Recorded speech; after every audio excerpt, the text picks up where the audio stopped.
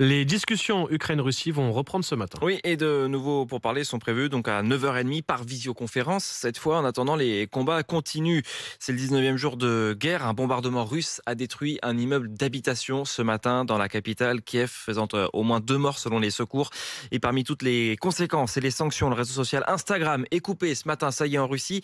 Et la croissance sera moins forte que prévu cette année en France. C'est ce que nous dit la Banque de France. Et en fait, il y a deux scénarios, Martin Juré.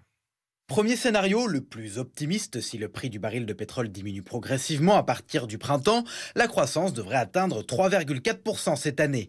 A l'inverse, si le prix du baril continue de flamber, l'augmentation du PIB pourrait être limitée à 2,8% dans le pire des cas.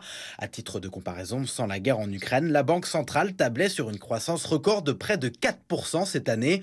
Pour autant, la croissance restera positive jusqu'en 2024, tient à rassurer le gouverneur de la Banque de France dans un entretien au Parisien.